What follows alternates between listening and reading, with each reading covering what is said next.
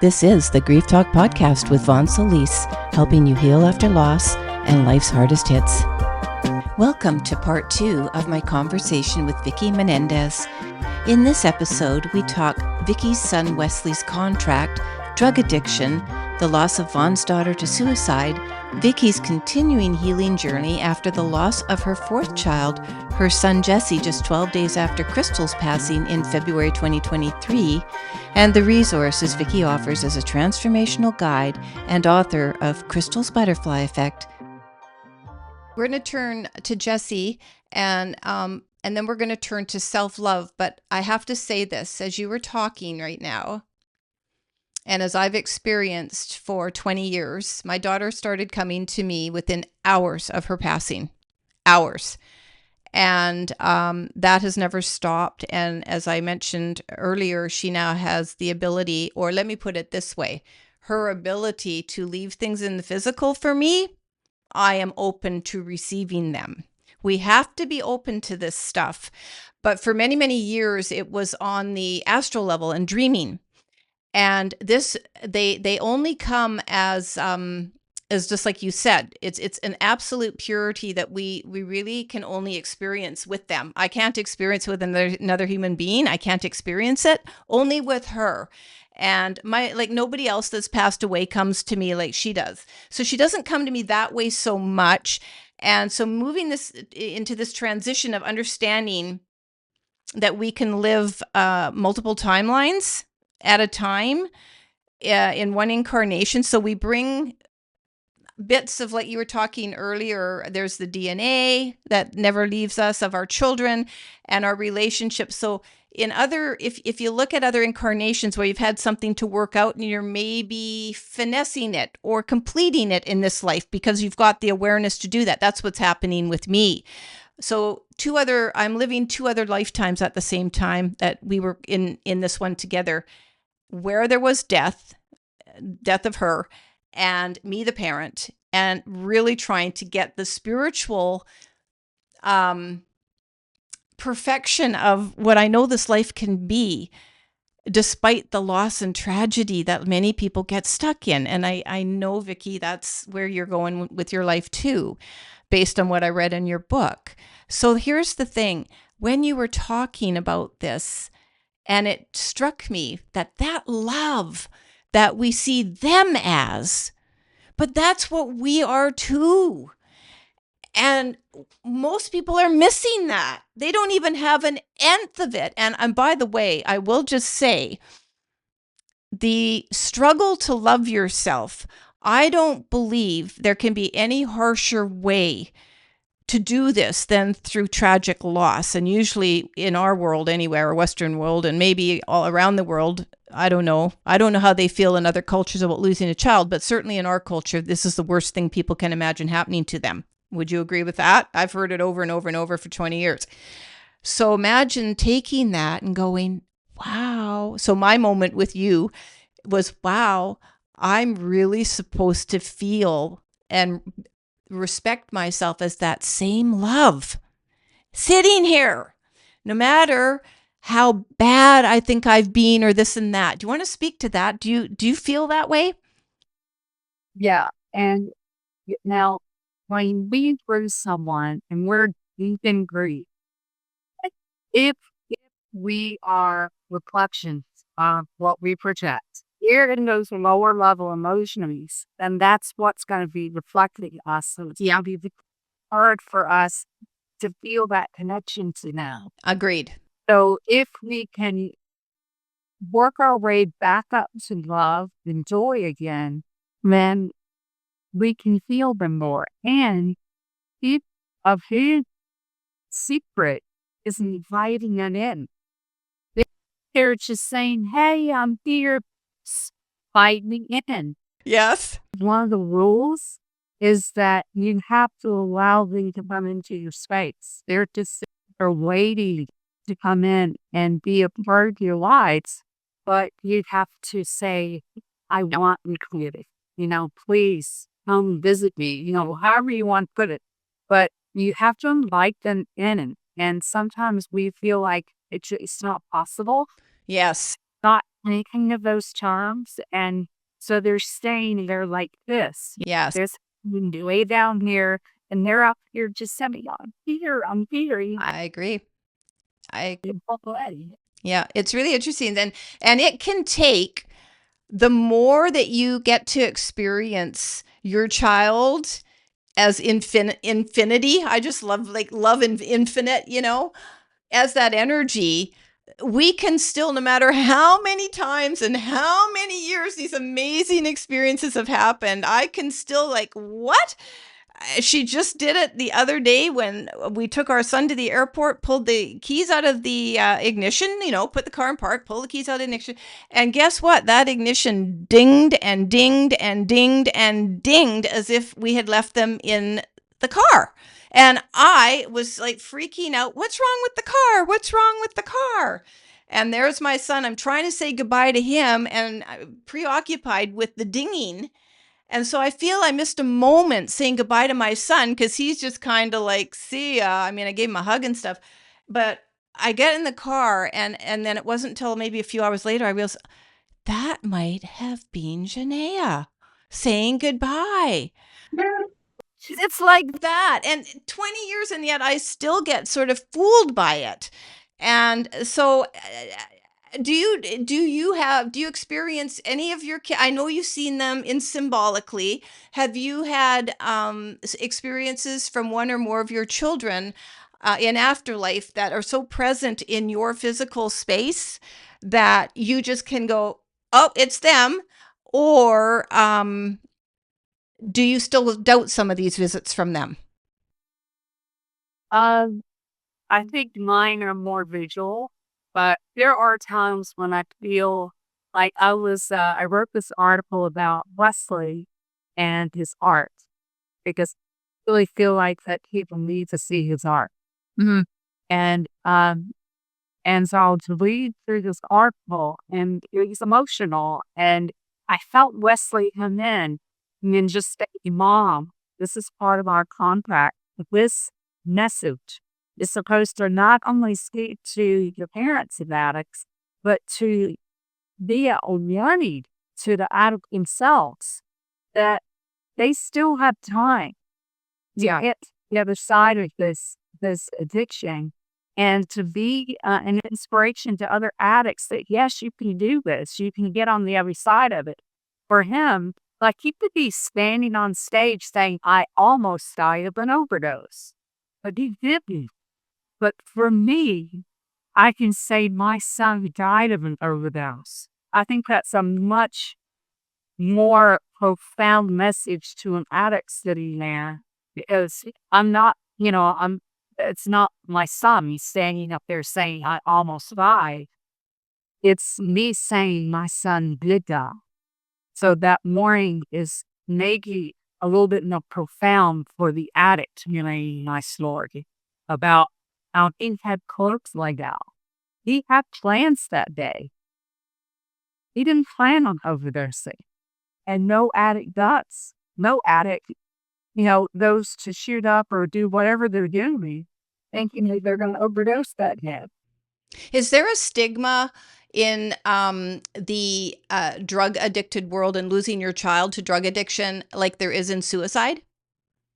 Well, I know this wasn't suicide. No, but I just meant the stigma. We have stigma in suicide, so we don't jump. We don't. Like, how do I want to say this? Well, I was very vocal from 20 years ago about saying my daughter died from by suicide. Um, But today, 20 years later, well, there's a little bit more kind of like acceptance of it. It's kind of still like, oh, we're not proud of it really. There can be some shame, and there can be some shame attached to it still. Do you feel like when you lose a child to drug addiction, there's any shame attached to it, or it's seen and accepted as maybe other things that you don't agree with, like say mental health issues or stuff like that? I'm just wondering if there's any stigma attached to it for you as a bereaved mom. Well, I mean, I think some people judge the situation, especially if it's somebody that thought, oh, well, that's all he's about. is, well, they didn't see past the addiction. Exactly. Yeah. Yeah. Like, oh, well, no, some people might say good riddance to an addict that couldn't get on the other side of it. What kind of life would they have need, that kind of thing. But he was so brilliant and he didn't even know just what feedback to offer the world. Mm. And it's, How old was he when he passed? he's 33. 33. Yeah. Yeah. I know. I'm just pausing a moment here because an example about the stigma would be we didn't do an obituary in the newspaper because what was I going to say? And you will almost never, for years and years and years, I read obituaries, okay? And I would skim through and see if it was a younger person, and never, ever, ever would you hear the truth that someone had passed from a suicide. It would just be a sudden passing or something. So anyway, we're getting better, and part of the work I do, it's not all of the work, but part of the work I do is awareness. And so as that to you, I just wanted to, for anyone, again, the viewer, or listener, to just think about this, that, drug addiction, a drug overdose, a suicide does not necessarily mean our kids were mentally ill or this or that. And just no judgment, please, people. No judgment if it hasn't happened to you and you're not walking in our shoes. I really respect our children, I believe, for leaving on their terms. So as part of a spiritual practice, Vickie, I believe that they contracted to come here and do exactly what they did. And there are two specific times my daughter could have died much younger than she did, but I swear she didn't. And one time, I swear the angels lifted her from getting hit by a car when she was like 9 years old, because it wasn't time for me to learn the lessons from that death. I would have missed out on it. Probably was supposed to go out a different way, But she went at 22, just so there can be different exit points and things. But the point I'm making, not to get into that, is just that I really respect how our children go without judgment. They have gone, period. And that, for me, has been a huge part of my healing and acceptance of the experience, because I think part of the healing, and we're going to get to that now, is accepting the experience. I do just want you to speak about Jessie a little bit, because as if Crystal wasn't enough, then Jessie. You write about self-love as the transformative force that could heal not only our wounds, but also the wounds of the world. And so to have that segue for you, kind of what happened in your journey after the loss of then Jessie, 12 days after Crystal, because this is really the lady who's sitting in front of all of us today. This is you today. And what for others will be absolutely unimaginable tragedy. And here you are standing up to it, Vickie, owning it and teaching and helping others and supporting others and looking beautiful doing it. Like, come on. Well, I feel like that when I help someone else feel better, you know, just a little bit better than they did the day before, it feels a little part of my heart, because it's like we were talking earlier, there isn't a destination deal. We spend a lifetime, like healing layer after layer after layer. And sometimes it can be from this lifetime, things that are generationally imprinted or that you bring in from previous lifetimes. There's just all kinds of stuff that we're working through. And as our awareness raises, I think our soul gets us at next later. And that's what earlier I was saying, I was talking about when sometimes we feel like we take a step back. Mm-hmm. I want to tell people that that is a part of the healing journey, is that some days you feel like your wings are out, you're created, you're happy, take on the world, and then the next minute, hour, day, week, you can be back in the free-shooting again. I mean, for one reason, and wondering, oh, how did this happen? How am I back here again? And I think that it is also the saying, okay, you can handle this, and they'll give you just what you can handle at the moment. And can you need it that way? Can you say, oh, okay, I know what this is. So this is giving me an opportunity to heal something and make more space in my body for the good stuff, for the love, joy, all of that stuff. We're, if we're like taking care of something we've been watching our body for years, then we should be happy that we're in a place where we understand what's going on, and you can say, okay, I know how to do this. I know how to meet up with my emotions. I know how to process them. So it becomes easier and easier and easier as you do with art. It doesn't have to be positive. And a lot of people go into like the healing journey thinking that they're going to be upset and crying and all of that stuff all the time, but I don't find it's like that anymore. I find that it can be graceful. It can be Mm-hmm. just knowing that once you get to the other side of like working out that next layer of how light you feel, how much more joy you feel in your heart, how much love that you can and appreciate yourself and show gratitude for yourself that you're picking up the friggin' work to begin with. Yes, yes. I was going to say healing requires an awful lot from us. Holy smoly. And what you just said, It does not have to be hard because that is a definition that you give it. And our life is based on whatever meaning we give to it. So are you gonna make it hard or are we gonna make it graceful and easy and welcomed? Because that stuff is gonna come up. Yeah. You welcome it and embrace it and work through it, or are we gonna say no, not that again? I can't do it. yeah, no, I agree. So I'll sort of, so when I say it requires a lot from us, it does require commitment. It requires us to be open. It requires us to be accepting, non-judgmental of ourselves. And I really want to turn to this piece about self-love because what I'm going to take from speaking with you, Vickie, is, and because I've been at this for quite a long time myself, so I love what you say, and I agree with you 100%. It's always changing. And I do want to actually say a no to is it Kintsugi? Kintsugi, Kintsugi, we have to talk about that, where it's the I'm going to let you explain it, what that is, because that was so beautiful for me, and I'll tell you why. Because and I'll give you a little hint, folks, it's to do with being broken. And no disrespect to the therapist I was seeing at the time, but that therapist did not want to allow me to feel broken. And this was about 13 years ago.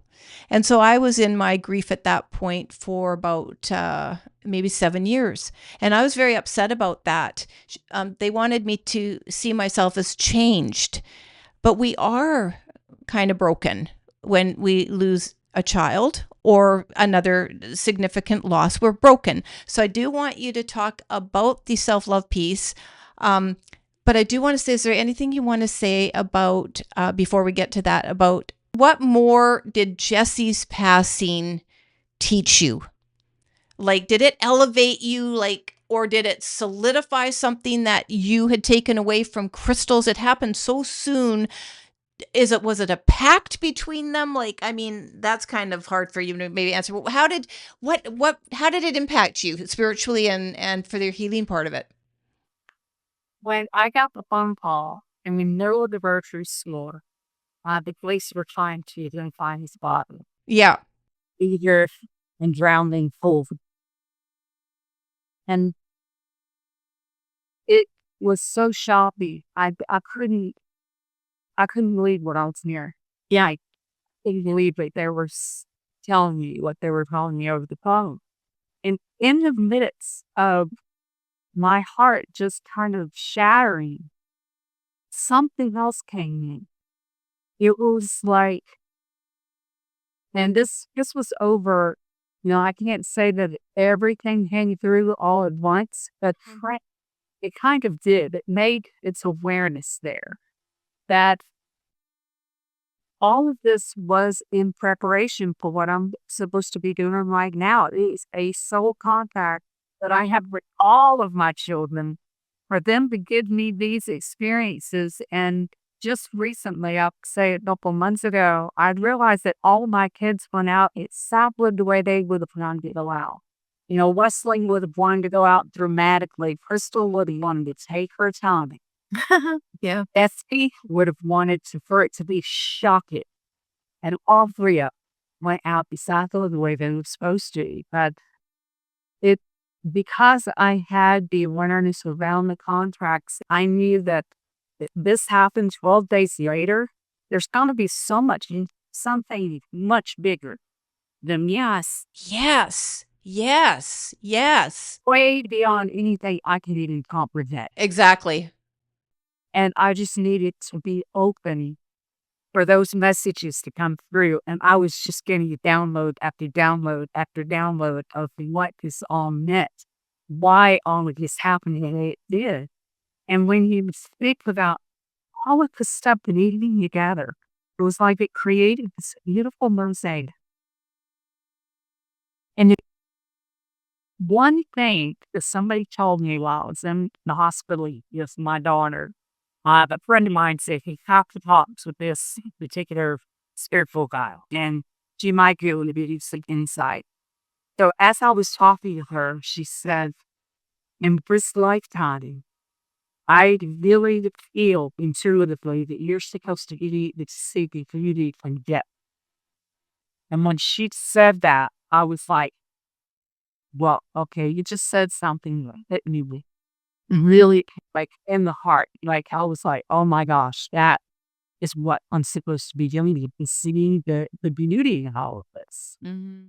As if you can see a transition as being beautiful instead of it being tragic, isn't that lifting them up rather than making it this horrible moment that you never want to think of again or whatever? If you can think about them just transitioning in this beautiful way.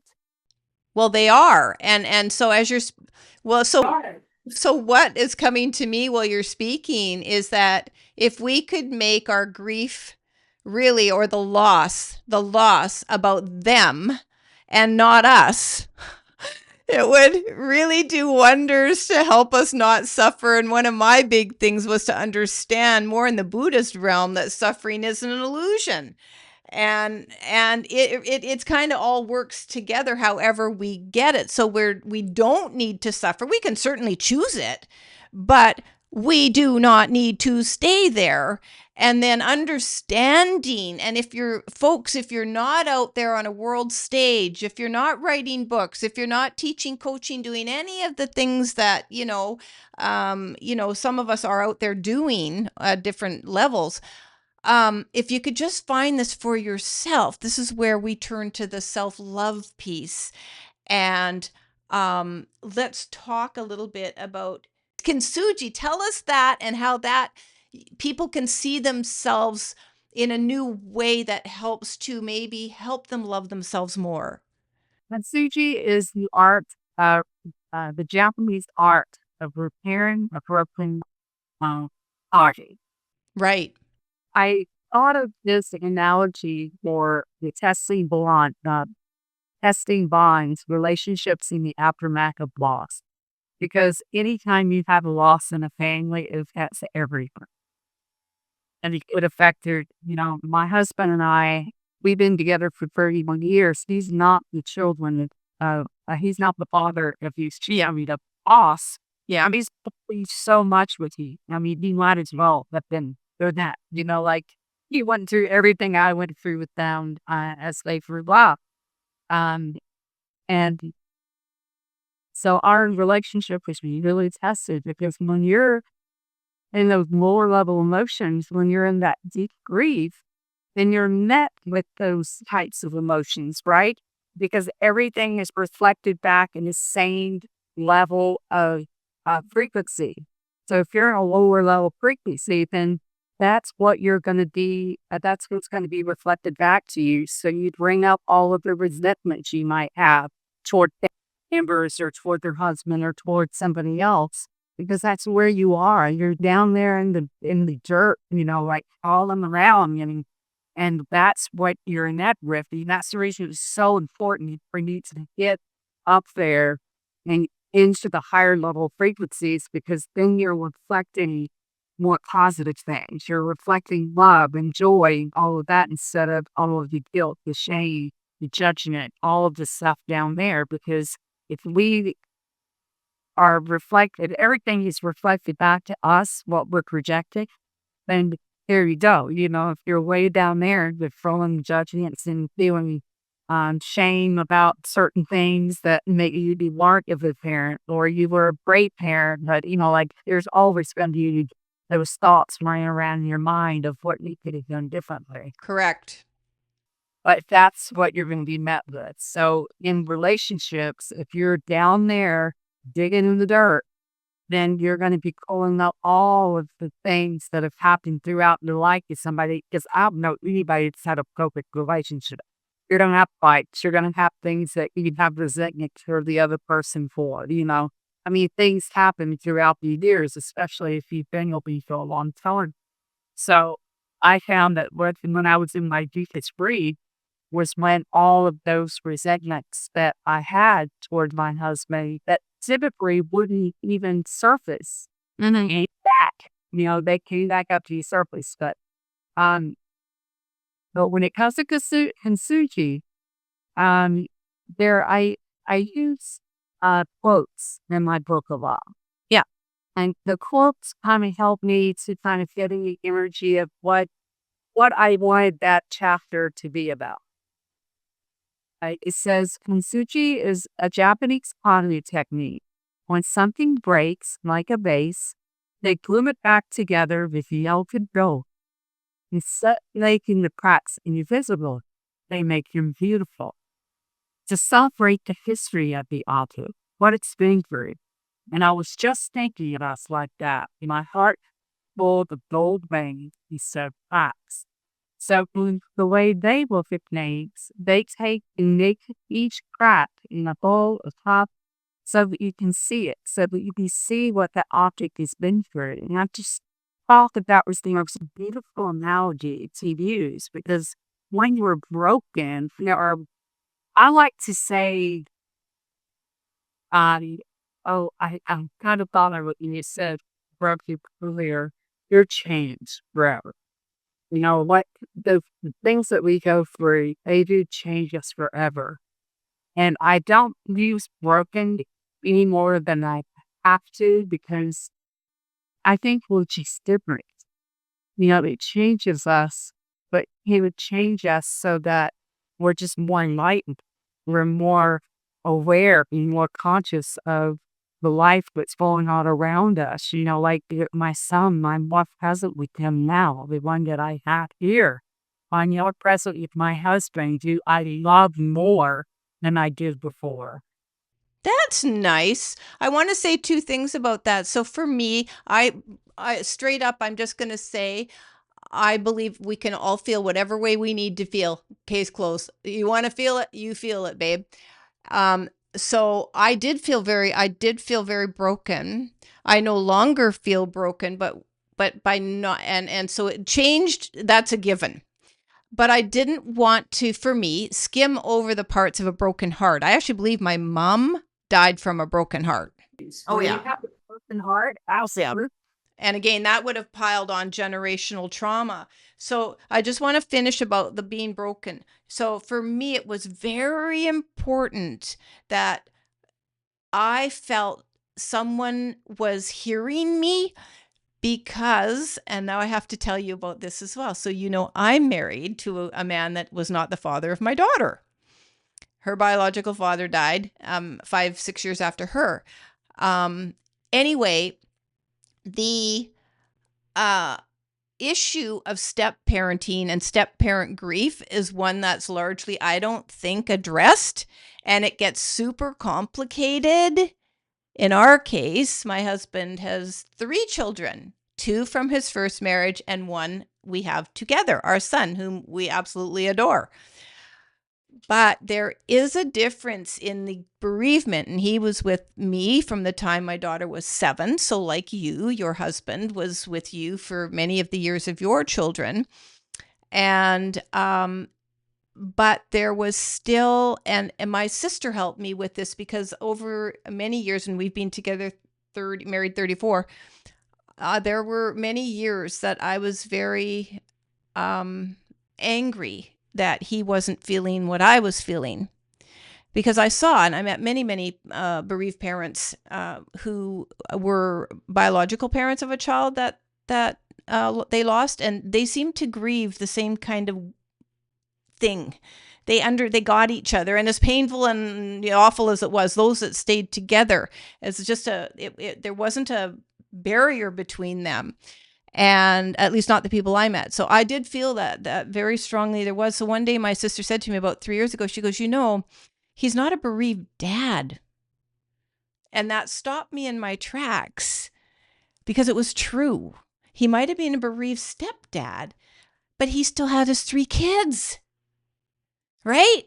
And that whole part of my incarnation gone with my daughter, her father, end of story. It was just gone with the dying of my daughter, her father, and an end of a lineage, really. So it takes a lot for us as the spouse and the mom, unless it's a reverse situation, to find space in our heart. And it was pretty easy for me to choose family with the family I do have, and my son, whom I love dearly, right? Just like you love your boy and your husband, but it has been fraught with challenges. So I just wanted to have a quick nod to that for people who might be in a similar situation, Absolutely. I mean, and that's part of learning how to deal and how to deal with and meet your emotions. You feel them fully. And sometimes by stuffing them in and just suppressing or repressing them, then that's what can be manifesting some of your different ways. But yeah, so if I hear you to go and cry for 2 hours, they'll cry for 2 hours. I mean, Exactly. yeah, it's okay to do that. Sometimes you could feel like there's like a deadline, I know, like we're supposed to heal by a certain time, right? Yeah. No, people, no, it's a lifelong journey in my view. Vickie, I think you've said the same thing, lifelong journey. The healing does change though and transform. And then I think one day it isn't so much about healing anymore. Like for me, it's not so much about healing. That's not to say there isn't stuff still that's painful and sorrowful. The other thing I want to just do a shout out, as we definitely are coming to the end of this, is that I think sometimes I mixed sorrow for other things that they weren't real. Like, I don't know, depression or something that really I don't have, but I do have sorrow within me that is definitely transforming the more my life is guiding me to understand my experience differently from even like over a year ago. And that's what's cool about this, if you allow it to be an experience and everything it can teach you. And I know there's going to be people out there watching this or not watching this or listening to this that absolutely, Vickie, will never be where you and I have chosen to go. And that's okay too. There are people and resources that they can go to, hopefully, that can help them wherever they are at in their space. But let's end on self-love and your resources, Vickie, what you most want to share with others. I'm going to have links to your website, VickieMenendez.com, and healwithvickie.com. We'll have the proper link. I know there's a bit of a longer URL for that. I'll have a link to that. But you offer so much, so much, Vickie. And so if you want to just speak a little bit about what I would want to leave people with, and anything else you want to talk about that we may not have addressed here, is what are your thoughts on the importance of self-love in the healing process, and anything else you want to say, before you add your resources? Yes. Self-care Yes, healthcare. Yeah. More than just like slathering on creams, taking the salt bath. It's all of that. It's also the meditation and the journaling. But one thing that I found that helped me more than anything was regulating my nervous system. Because especially like in my case, after losing 4 children and living a dysfunctional life when I grew up, and you find as far back as I can remember, I was in fight or flight. Oh, okay. Mm-hmm. So if you're in fight or flight, then it's really difficult for you to do any healing work that's really down the anchor in it. Yeah. So I found that the breath work, and I'm a certified breath work facilitator, that by regulating your nervous system, it makes your healing journey so much easier. And it's so much more, it presents so much deeper, and you just feel better, when you learn how to breathe optimally. Because we all breathe every day. That I didn't realize that until after I really started studying it. There's a lot of science behind breathing and how to breathe, when we breathe, and a lot of us breathe too much. And there's one study on there about like turtles and really big mammals. They breathe only, I think it's like 2 to 3 times a minute, like, but that slow. Where a mouse breathes like 200 times a minute. They're like, like just frantically breathing, and they live no time. They might live 2 years. So the whole science behind us really slowing our breathing down. It's not like stopping breathing, but just being more resonant with our breathing, more rhythmic in our breathing. And most of us are like kind of frantic. We're here and we're there and we're like all agitated about things, and we're able just to stop. Even if it's every hour, you stop for 2 minutes and just give that rhythmic breathing out. You don't stop. You just do rhythmic breathing for 3 to 5 minutes. It can change your life. It can change your whole day going forward. And like going from one thing to another, you're going from one meeting to the next, or one situation or event to the next event. We do that intentionally? And we stop and just take the time to take a breath. Then it's whatever, because the energy that we feel in different events are going to be different. We might come out of a charged conversation with somebody. We don't want to take that into something that doesn't deserve that. We might be going to the kid's birthday party. We don't want to be like, barreling in there with all of these emotions, swimming around in our heads and our body. Mm-hmm. So it's really taking that time to just pause. Mm-hmm. Pausing throughout the day can just change everything for me. How important is it to, when you do an intake of a breath, to extend the stomach out? I forget what that breathing's called, where it's opposite. So you breathe in, tummy out, and when you breathe out, tummy in. Yeah, that's diaphragmatic breathing. So when you breathe in, the way you can test it is you put your hand on your heart, you hand your stomach, take that breath in. You want your stomach to rise first.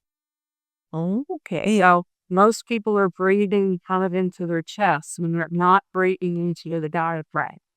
So as you start breathing in and out, and then when you breathe out, then your belly goes flat again. So we just tend not to breathe very well, like we breathe, but we don't breathe often when we call help. And so if we can just stop, even if it's every few hours, just to take 3 to 5 minutes to just get in a rhythmic breathing, like 2 in, 4 out. Because when you're breathing in, your heart rate is rising a little bit. When you breathe out, your heart rate is going down. So you always want your breath out. You can do 4-4 too, like 4 in and 4 out. But if you're really trying to calm your nervous system down and you take them to the in or out, then you can get to doing 4 in, 8 out. Some people can get up to doing 12 out and then 30 seconds out. When you're doing 30 seconds out or 30 breaths out, you're breathing very slow to going out. And you can just feel your body just going. And when you say like 10, 8, 30, are you talking about a count? Have the exhale be a count of that? Right. And so you kind of build that up, and there's a breath hold time that you should always measure every day. Okay. And most of us invariably hold our breath for 20 seconds. Like, the best time to measure is first thing in the morning, and that's when you're going to have your worst breath all the time. Mm-hmm. When you're sleeping at night, you're not awake, you're not aware of your breath, and sometimes your breath will get around it while you sleep. So take a few cleansing breaths in before you do your breath hold count. Mm-hmm. You take that breath in, Mm-hmm. and you hold your oats, and you see how long you can hold your breath before you you don't want to be gasping for air. Right. Breathe out without you like trying to catch your breath. Yeah. And that gives you an indication of how healthy your body is. Yeah. Okay. Okay. Those want to get that breath hold, that first breath hold time in the morning up to at least 40 seconds. And that's hard. Yes. Now, what we do in the breath hold times is our breath out hold creates an intermittent hypoxia within our body. Mm-hmm. So as the oxygen lowers in our body, the CO2, the carbon dioxide, rises. And so what that does is it pulls the oxygen from the blood and sends it to all of the organs and tissues of your body. Right. Our bodies are so intelligent that it will send the oxygen exactly where it needs it most. Oh, cool. I love that. Yeah, if you have, your liver is a little taxed, or, your kidneys or whatever, then that oxygen is going to be sent where it needs it the most. Yeah. That takes training to be able to do the breath out hold times Yes. to create that intermittent hypoxia. They're intentionally, you wouldn't want to do that all day every day. No. But yeah, if you could really learn how to breathe properly and breathe so that it's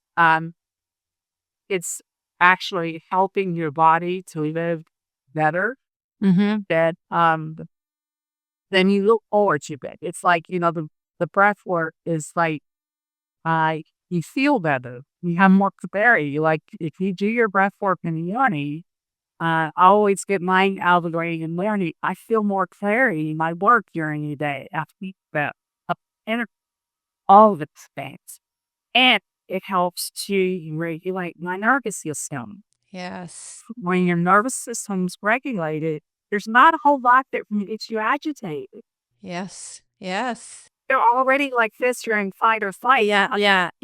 Ah, Yeah. to like tip you over or to trigger you or to do anything like that. So if we can learn how to be kind to our bodies and listen to our bodies, because our body is trying to tell us all the time. It whispers and it tells us rest.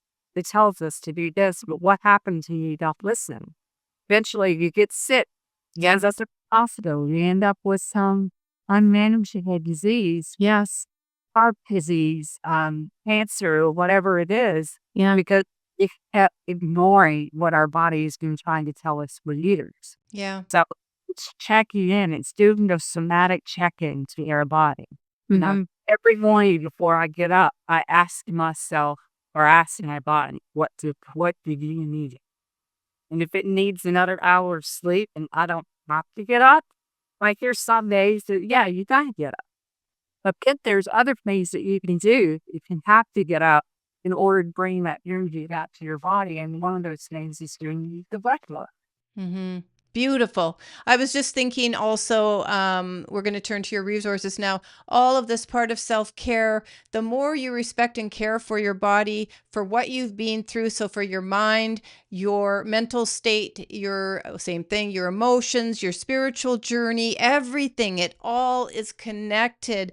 And all of that, I think, just leads us to have profound respect for ourselves, for what we've been through a few years ago. Instead of being so hard on myself, which fight or flight will do, for those with PTSD, you just, flagellating the back and like, you should have all this stuff's hard, punish, punish, punish, punish. When you get rid of all that and you're too tired maybe to do it anymore, you're just not interested in being that hard on yourself anymore. This is where step by step, you just sort of merge everything into one. And I just honestly think it's for me, it's been the awareness of what I agreed to take on, and so proud of myself. Huge respect for those that have, taken on their stuff. So that's another piece, is just respect each other and all of us together for what we're taking on in this life. And you don't have to learn these lessons. I'm sure you agree, Vickie, that, you and I are taking on, and what we're learning and striving to, well, in my case, get as the best I can before I transition. It doesn't have to be big things, like you said, that happen to you. You can learn this just from choosing to, even if you're living a joyous life, make it more joyous, become compassionate, develop unconditional love for each other. And I tell you, all of this stuff, by the way, I do believe in domino effect. So our conversation, whoever it reaches, even just us and our energy that we're putting out to the world, boop, boop, boop, boop, boop. It's been amazing talking with you. And again, I'm just so respectful of what you're doing. Would you like to leave the audience with your resources? Again, I'm going to have links to your websites, but you can certainly mention them, the work you do, and whatever else you want to leave the audience with, Vickie. Well, it's VickieMenendez.com. The Heal with Vickie, sometimes it's not always completely updated, so VickieMenendez.com will have everything there. And that's actually in the middle of an upgrade right now. But I have retreats that will be starting next year, and what I call the Chrysalis journey, which is, it's a path. It's starting out meeting the client where they are, because everybody is in a different place in your journey. Yeah. So I assess from day one, I assess where they are in your journey, and you start from there. And then I have groups and that kind of thing. But I really find that one-on-one work is probably the fastest, more direct path. People can move feeling better. I was working with a woman that lost her daughter 15 years ago, and her death date was always the worst day of every year. And so we met on her daughter's death day. I have more support for her. And she came back. She always puts flowers and the lilies on the crash site of her daughter. Okay. When she came on our call, she had this likeness of her, which is awesome. And so when I asked her how the day went, she said, it was different this snow. Mm-hmm. And she was able to go in, but just feeling this warmth and love for her daughter rather than this loss with this emptiness. She learned how to get more connected to her and how she could change the definition of that. Mm-hmm. You can make it whatever we want to be. So she decided that it was so much better for her to think of her daughter as just love and light rather than loss, because that's not going to change. She's not going to all of a sudden see your daughter standing there, but she can change the relationship she has with that loss. Take the of a warmth. I always told her when they tugging at your heart, which would typically take you down a spiral. Yes, think of that as a visit. Them just tell me just to tap on your heart a little bit and say, "Hey, Mom, I'm here." Yes. Oh my God. I did a week-long mediumship with James Van Prague. And I just wish people could really understand. First of all, anybody can be a medium, I'll tell you that. But they're lined up to get their messages across. They really are. And I chose not to make that a focus of my work. I work more with the angel realm. But nevertheless, it was a really cool experience to channel for a week people, like be a medium of people. But the energy was a little too heavy for me. So I was like, no, maybe not, guys. Like, anyway, but all of us, there were 100 of us, we all channeled for each other for 5 days. And everybody was absolutely bang on right about who was coming through. There were no mistakes. So they are, energy, just trying to communicate with their loved ones to let them basically know they're okay. And I know this is a cliche and all of it, but it really, frankly, is true. And, so I just, again, I just really encourage people to be open to that energy. And the more that you can open yourself up, the easier it is for them to leave you a little feather, or, I think you wrote about a jolt in your heart, and I had that as well in 2006, that jolt right in the heart, like as a sign from my daughter way back when I was training to be an angel therapy practitioner. And I really, and her sign, just to let me know, and the perfume all around me, just to let me know I'm here, you're on track. One thing I did want to just end with, on the note of the angel anniversary, I call it angel anniversary. A few years ago, I started to celebrate our soul contract on that day. So again, making it about us together. And that was the date that was chosen, also on her birthday. So I don't forget myself in the process here about what I've taken on. And then sometimes I joke a little bit and kind of go, to my daughter, okay, this time you're the one that exited. I'm the one that you stayed behind. And, who got the better deal here? But, make it a bit of fun. And but that is not to overshadow or take away from as you've talked about throughout our whole time together, in and out. You have to take the steps. You have to face the pain. You have to deal with it. You have to, if you get it, face your truth if you want to expand upon it and really become the person we're meant to be on this planet. That's how I'm going to leave this one, Vickie. Did I cover everything with you? I think so. This is amazing, right?